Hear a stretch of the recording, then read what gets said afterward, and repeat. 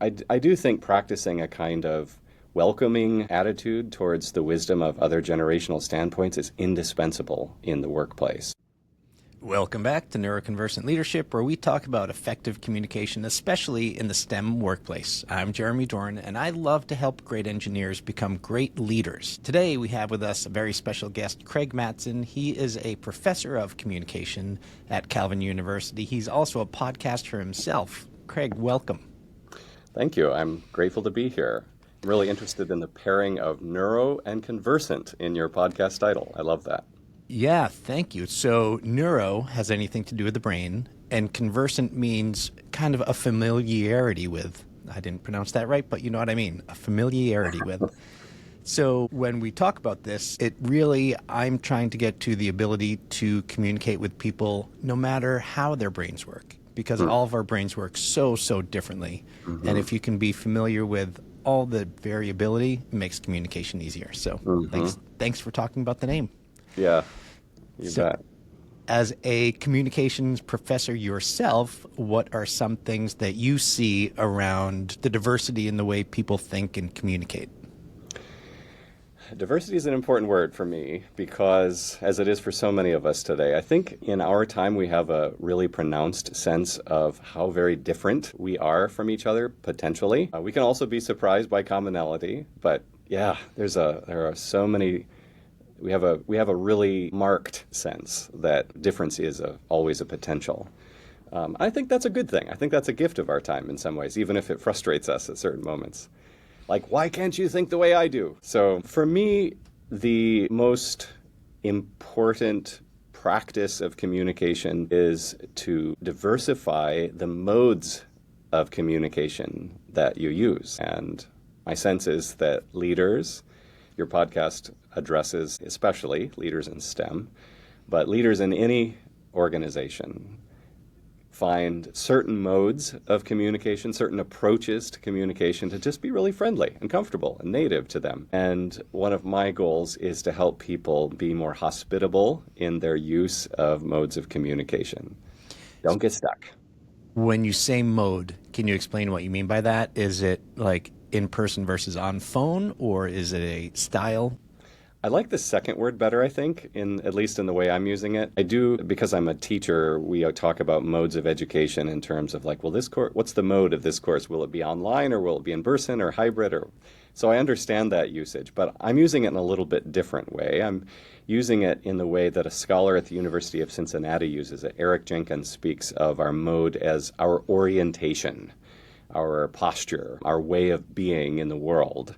And that can sound a little grand and metaphysical, but I like the word approach, just like how are you approaching communication? And when you say posture, what that made me think of is kind of how aggressive someone is. When you think of someone's posture, they could be leaning in or they could be slouching. So a lot of that has to do with how engaged and how forward you are in your communication. Is that what you meant by it?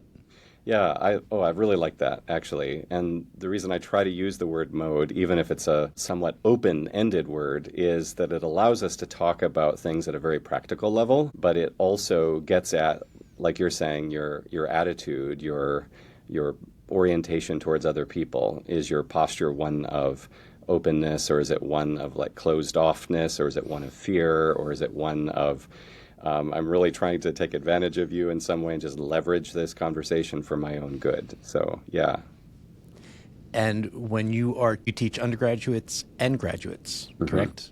Yes. Have you found that there tends to be a difference between the way they communicate? Having had 4 years more of interacting with other people at college, have you found that there's a difference in that naturally? The pandemic did a number on student-professor communication and intergenerational communication.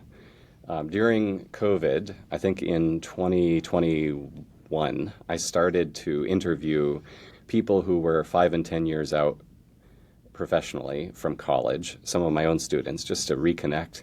And I started hearing stories among Gen Z and then millennial professionals about their workplace experience of what I started to call communication overwhelm or a digital overwhelm. But in the course of doing that research, yes, I noticed that the gap between generational approaches to communication, I'm an Xer, and the people I was talking to were Zs or Millennials, and yeah, that gap was widening, and it was frustrating to both sides or all sides. So I think we could talk about some of those differences, but they are very much there. And then in the classroom, I also started to notice that, say, course evaluations were getting more bitter or somewhat more cruel even in some ways.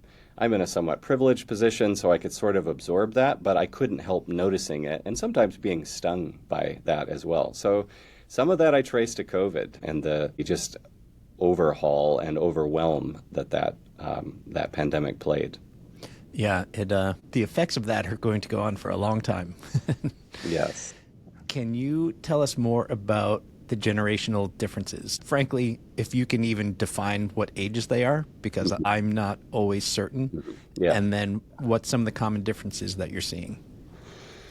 Yes, the generational category is interesting. I think it's okay to have a somewhat sort of vague understanding of it. It feels like a useful handle in social interaction, but it's also, like you're pointing out or hinting at, it's a somewhat vague and open-ended and really hard to draw bright lines around a particular generation.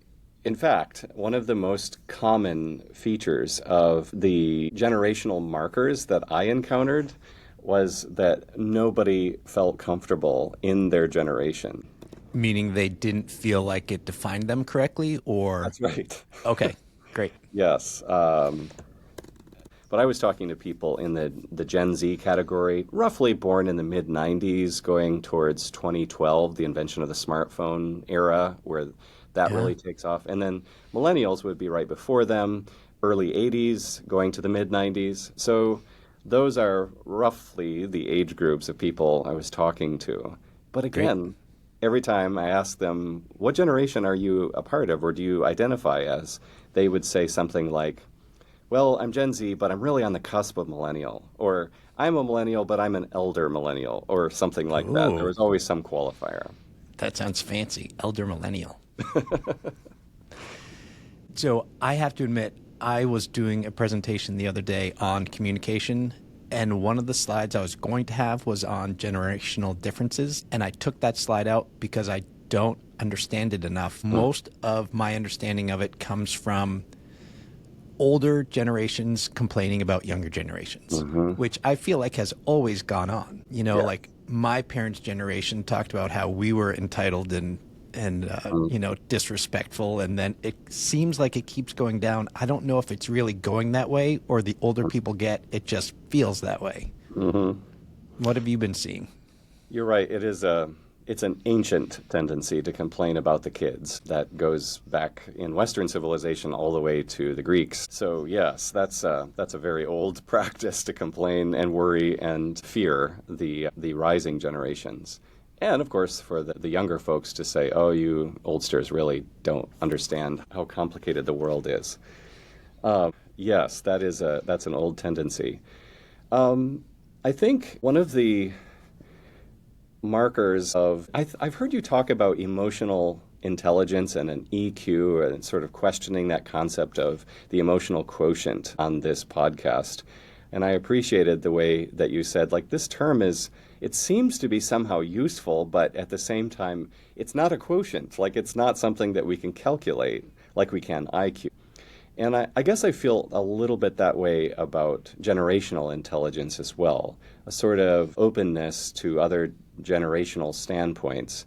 It's really complicated because there really are limitations in each generation. There really are blind spots. And so it seems like we have to practice, on the one hand, a kind of humble owning of where we are. Like, this is my age, this is my roughly generational perspective, and I am situated here. But at the same time, I know as an Xer that, for instance, my approaches to work are not always wise. There are sort of generational reasons that I overwork. And in talking with Gen Z folks, I see, like, you guys have figured out some things about work and life and boundaries that are not intuitive to me. So I do think practicing a kind of welcoming attitude towards the wisdom of other generational standpoints is indispensable in the workplace.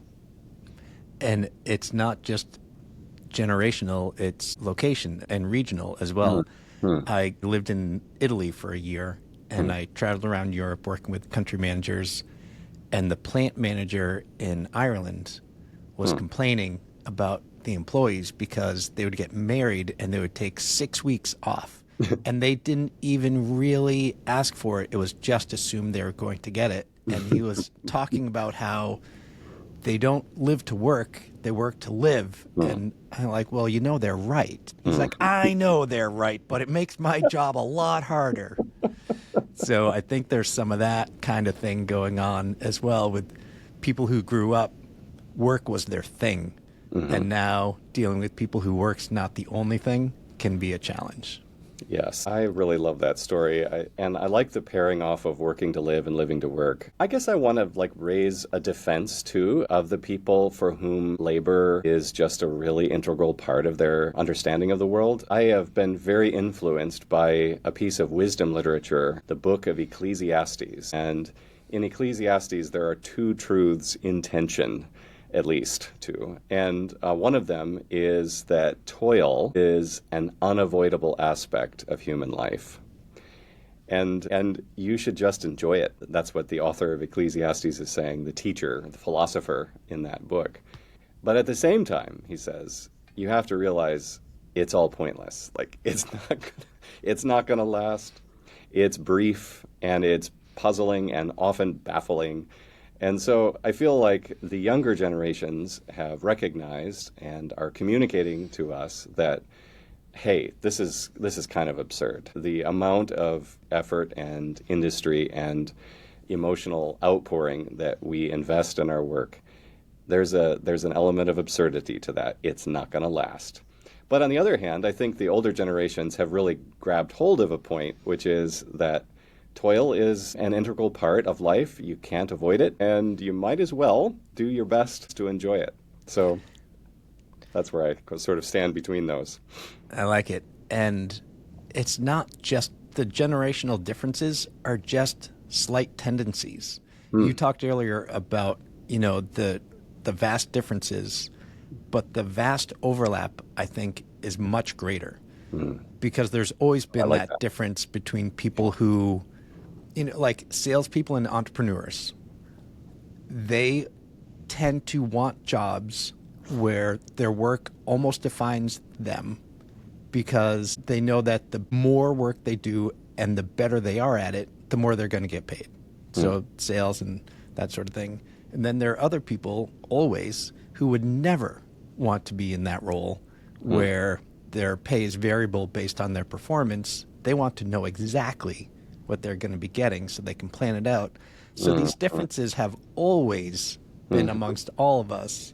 The newer generation may just shift a little bit one way or the other, but making the bold assumption that they're all going to be a certain way is a recipe for disaster. Yes, I guess I interviewed dozens of rising professionals, and both of those elements were present. On the one hand, we really understood each other. It wasn't impossible to communicate. We could laugh together, and even though I had a different approach to work in communication than they did, there was overlap. And at the same time, the other element of it was true too. I think the other thing you said was that you can't just generalize a whole group of people and say they're all like this. And I think I found Gen Zs who, their approach to work was rather similar to mine, actually, even though there were many years between us. And so that's one of the unhelpful things about categorizing people is that, they don't submit to lumping very well. They diversify rapidly, and those categories slip out from under your fingers. Yep, it's helpful and it speeds things up, but it's also a challenge because you mislabel things. We all do all the time. Do you have an approach to communication in your work that you tend to prefer? So let me give you a quick example. Do you tend to prefer sending a long email to make everything absolutely clear? Or would you rather have a conversation with sort of back and forth going on? So I'll answer this a little bit obliquely, and then we'll get there. I work with a lot of engineers, And one thing that I tell them when they're talking to their manager, I say, give them the bare minimum. Your manager wants the cliff notes. They don't want the detail unless they ask you. So when you're going, just ask for what you want. And they will always push back. They say, but if they don't know exactly why I want it, they can't make a decision. I'm like, that's for them. I guarantee you, if you start with all the details and then ask for what you want, they'll have zoned out by the time you ask for the thing you need. Ask for what you need. If they want more detail, they will ask for it. And eventually they get there. So I am more of a big picture person. I want the overall, like what needs to happen. Sometimes I'll want the details, but if I trust the other person, I'm willing to let it go. And I don't assume that the other person is going to want the details. I tend to have them in my back pocket, but I'm like, here's what you absolutely need to know. You can ask if you want more. Did that answer the question? Yeah. I remember interviewing somebody who had just gotten a job during COVID. I think this was actually a couple of people who commented that, yeah, their managers didn't really read much more than the first 2 lines of an email, so it was pointless to write much more. And that was frustrating to them, but at the same time, like, that's a reality of a complicated organizational life and working community.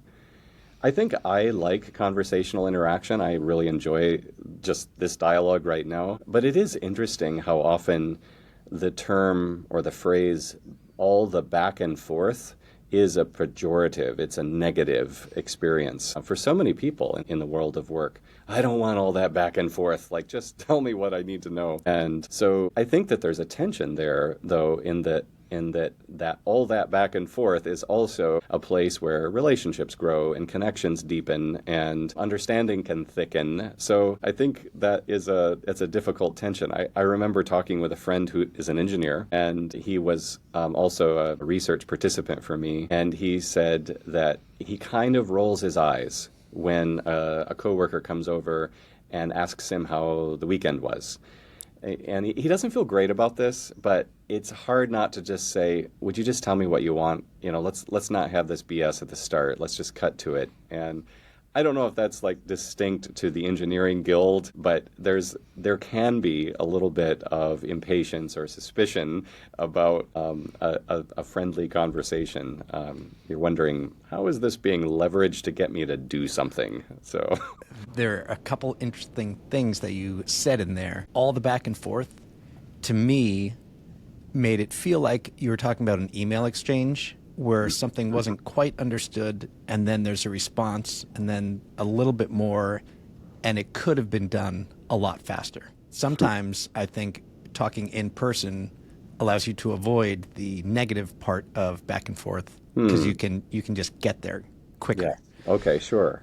Yeah. The thing that I thought was so interesting about small talk, basically, I don't like small talk. And a lot of people who are in STEM fields don't necessarily care for small talk. But I think we all need to understand that it's an entry to big talk.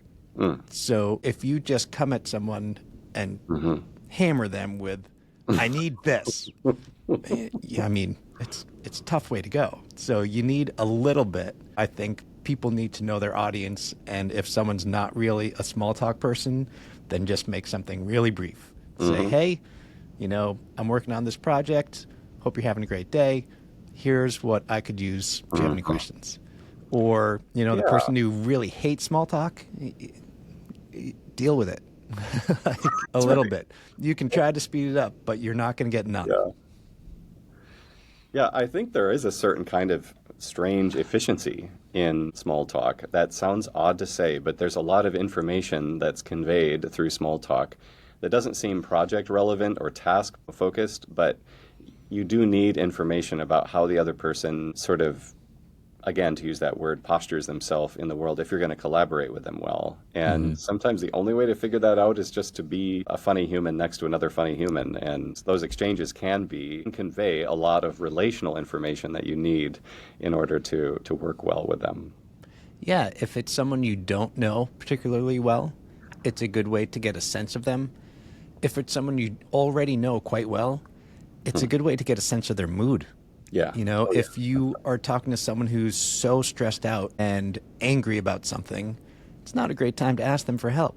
Hmm. So that question, how you doing, may just be a way for them to understand, should I ask for this right now or should I hold off? I think the nonverbals also can do some of that work. I Hmm. think in the ways that you meet somebody's eye, where, or just in the ways that you kind of signal that you're on their team or that you're supportive of what they're doing. That doesn't have to be extensive, but it can be really meaningful.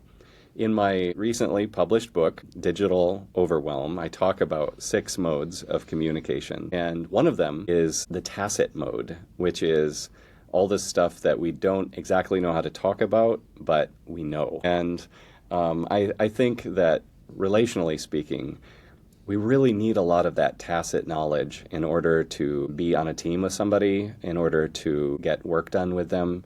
We don't have to say everything. In fact, if you say everything, that can really actually spoil it or make it not effective. It can make it sort of burdensome. But I think there are ways to signal that we're aligning with them, we're standing with them, not against them. Can you give some examples? So here's an example from my book. This is a story that a woman professional told me. She is a Haitian American professional working in sort of the nonprofit space. And she described a workshop, a training workshop that she was participating in with some of her colleagues. They were sort of taking in a video workshop, and the workshop pertained to racial discrimination in the workplace. And so, as a Black woman professional, she was taking this in at a different level than her white colleagues were. Everybody was paying attention and everybody was committed and cared about it, but she was just experiencing it at a level of grief. And there was a kind of emotional overwhelm for her. And her colleagues, I don't think in an unkind way, said, okay, let's move on to our next thing. And she had to go off camera and cry a bit. And then when she came back, she didn't feel like she could explain herself in the moment. She wasn't sure that she would be understood. And she also felt a bit aggrieved by the ways that her colleagues had been sort of hurried through this subject matter that was really deeply personal for her. And so, yeah, she said, I adopted, and she called it the face. And so on the screen, she showed me the face, which I guess she uses in more than one situation. And it's a strong face. It doesn't convey anything emotionally, and it does convey that not everything is exactly okay right now. But maybe now is not the time to talk about it. And so, yeah, when she told me that story about the face, it made me think about the ways that we signal to one another where we are, or maybe that we're not exactly in the same place as other people. And it made me think that signaling could be a really integral part of working community. She purposely has that face, but most often people don't even realize what they're conveying. Right. So I've told this story before. I used to fly on airplanes a lot, and my friends were complaining about how the person sitting next to you always talks. And I said, I don't know what you mean. No one ever talks to me on airplanes. They're like, what do you mean no one ever talks to you? I'm like, nobody talks to me on airplanes. They're like, what do you do? I'm like, I don't do anything. I just apparently give a very clear signal that I do not want to be talked to, and no one does. And I didn't realize I was doing it. I didn't realize it was odd that no one talked to me on airplanes, but apparently it's odd. Oh boy, that's a useful comportment there. You ought to market that. Yeah, I thought it was great, but I'm not sure the people sitting next to me always did. So we need to start wrapping up, but before we do, I want to give people a little sneak preview of your book. If you can say the title again and just give us the other 5 modes that you talk about. I'd be delighted to. You know how authors are. They're all too ready to talk about their books. So my book is called Digital Overwhelm, a mid-career guide for coping at work. I'm hoping that term mid-career is vague enough that a lot of people are like, yeah, I'm in the middle of things. I feel that, yeah. Whether you're young or seasoned, it kind of feels like we're all in the middle of things, whether it's wherever you phase yourself exactly. But yeah, I talked to precisely 47 rising professionals and asked them how they were dealing with all the intensities of work and life in the early 20s.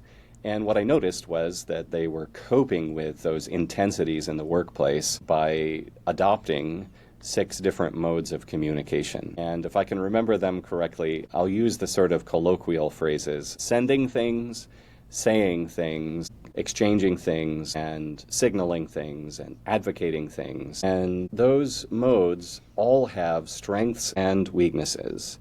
And so in each chapter, I explore the strengths and weaknesses of a given mode, and then I will have a follow-up half chapter, which I called a mode switch workshop, and I walk them through a particular way to move from one mode to another if you find that that's essential in a given interaction. So that's the skinny on the book there. I love it. That sounds like very useful information for everybody. I will put a link to that in the show notes. On that topic, where else can people reach out to you to find more? I have a website called themodeswitch.com, and so that's all one word, The Mode Switch. And if you search for Craig Mattson and The Mode Switch, that'll come up. I have a weekly work culture newsletter that attempts to work through some of this mode switching in practical ways, addressing questions like, to use, I think last week's, it was something like, is it okay to be emotionally disengaged at work if I need my job but I don't like my job? You know, things like that. Those are the sorts of questions that the Mode Switch newsletter addresses as well. Perfect. Everybody better sign up for that newsletter. Thank you. All right, Craig, what is a place that you have traveled and loved, and a place you have not yet been but want to go?